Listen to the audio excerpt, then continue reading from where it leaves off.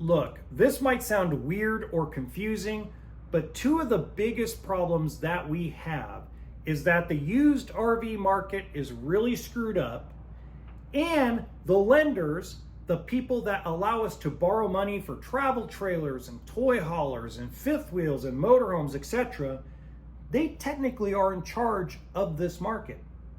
They're actually in control of the market. Let me explain. Welcome to HB RV Lifestyle, the podcast.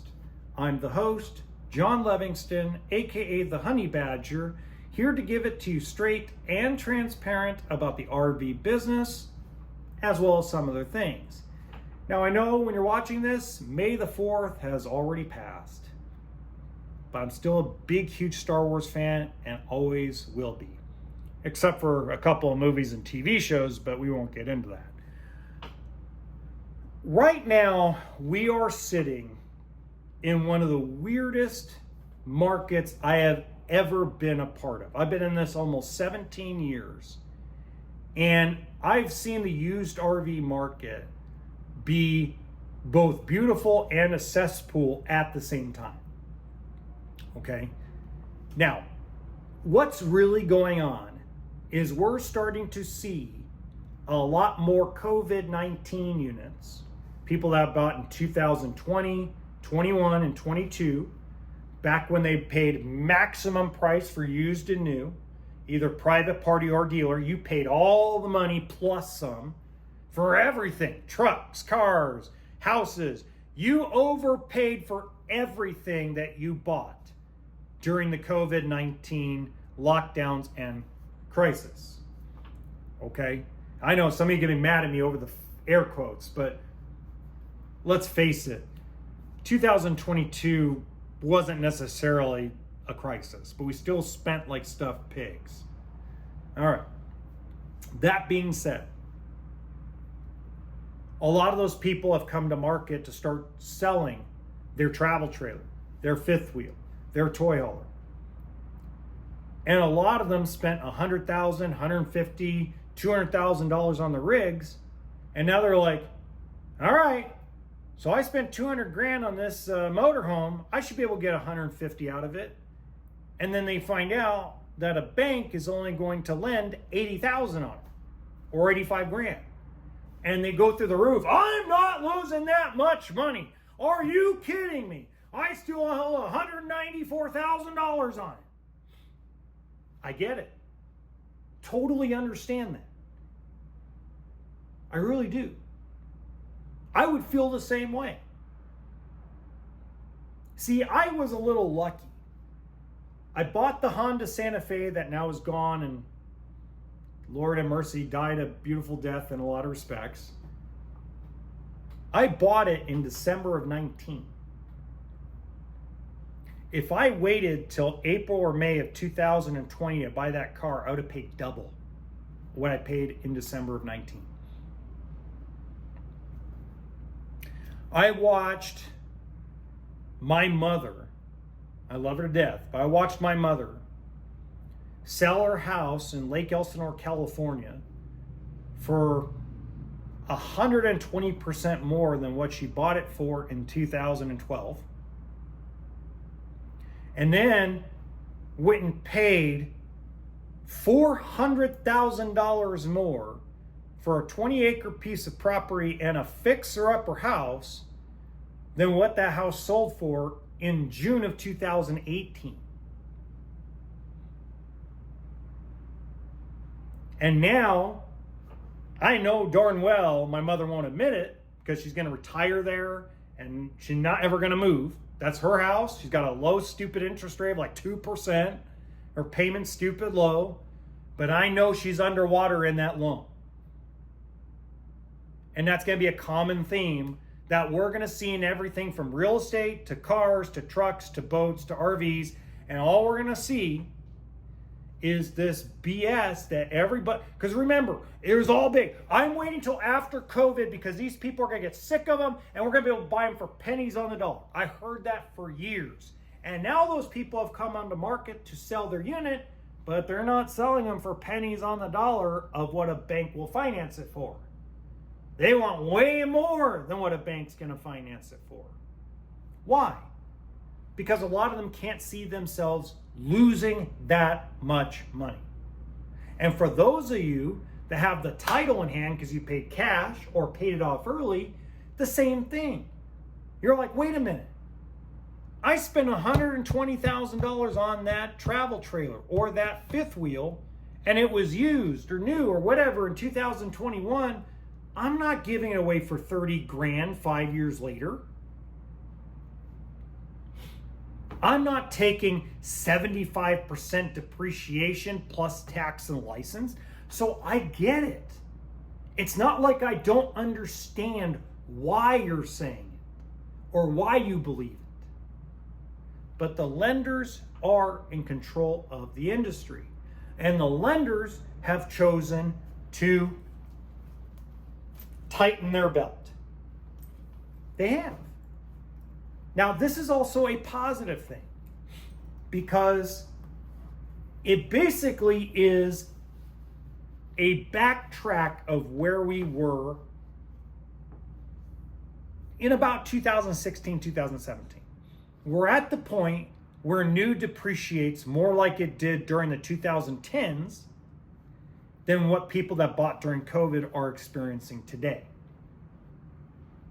We're starting to see the drop off from 2024s and 2025s to book value not be as dramatic as it was when we went from 2023 to 24. So let me explain that for a second because a lot of people are confused. 10 seconds, here we go.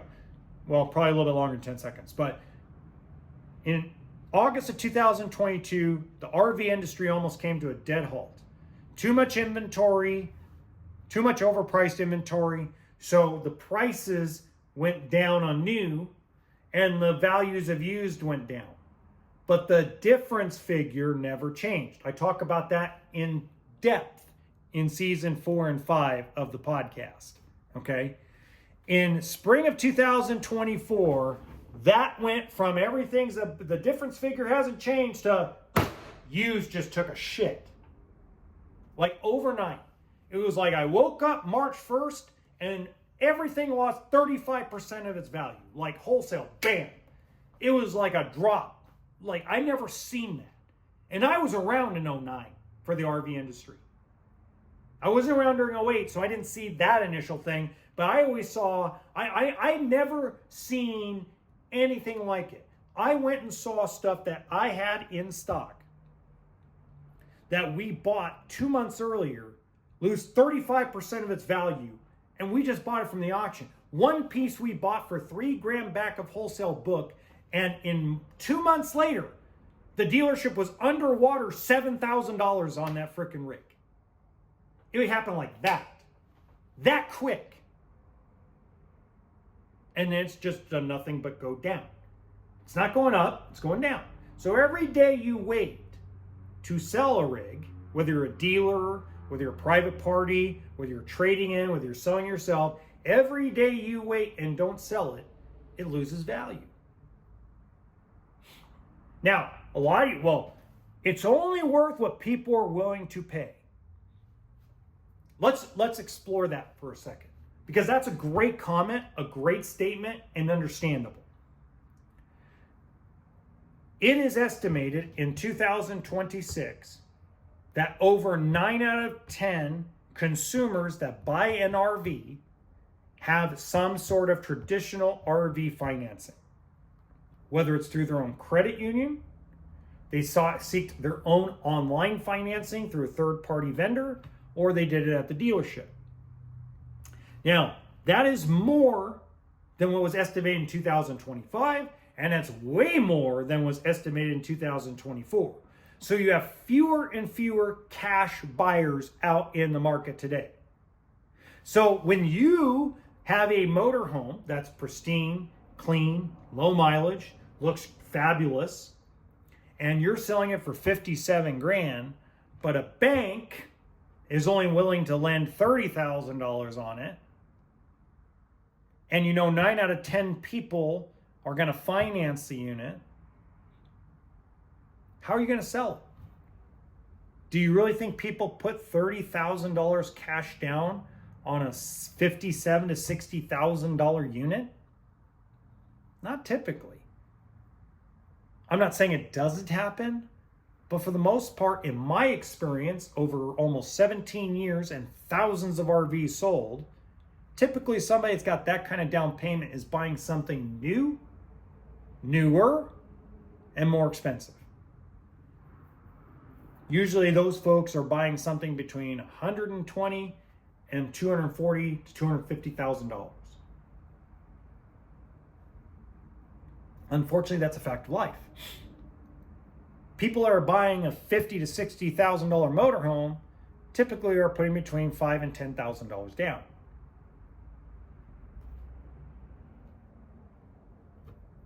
So how do you sell a motorhome you have the title to for double what a bank will lend on it?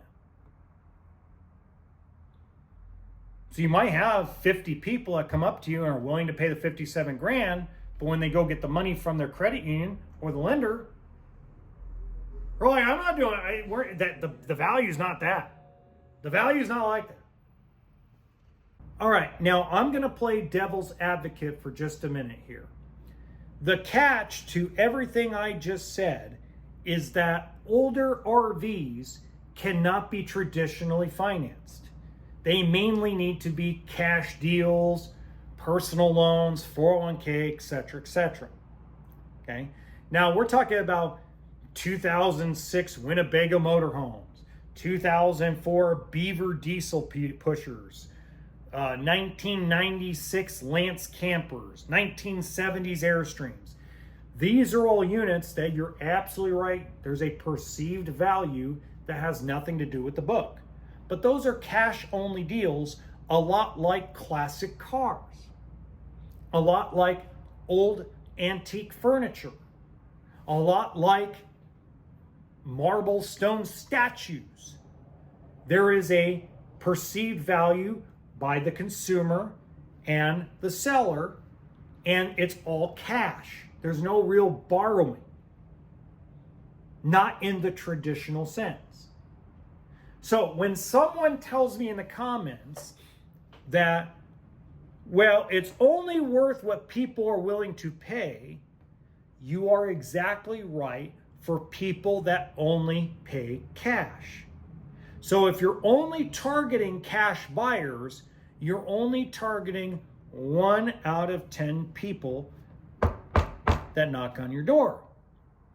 Now, you're a cash buyer if you've got the title, right? For the most part. Maybe paid it off early. Maybe you're a really good negotiator. What happens when somebody pays cash for something? What do they want? A massive discount. They feel because they're paying cash, they should get a way better deal than someone that's borrowing money. That's the perception. So now you're looking at 1 out of 10 people that pay cash for a RV, motorhome, travel trailer, fifth wheel, toy hauler, right? But then how many of that 1 out of 10 is going to be willing to pay what you're asking or even close to what you're asking? Because when they're paying cash, they want to walk in and go, hey, I know you're asking 45 grand, but I got 20,000 cash. Smell it, cash. Cash buyer here, I get 50% off because I'm a cash buyer. Now that's an over-exaggeration, but in some cases it's not. So you're looking for that unicorn that's willing to pay double the value a bank's willing to lend on it for your unit. So it's just one of those things that we have to realize. Lenders are tightening their belt, which is actually a good thing. And at the end of the day, the used RV market's still going to be screwed up until egos get set aside, or until FEMA bails out the banks of all the repos. Either way,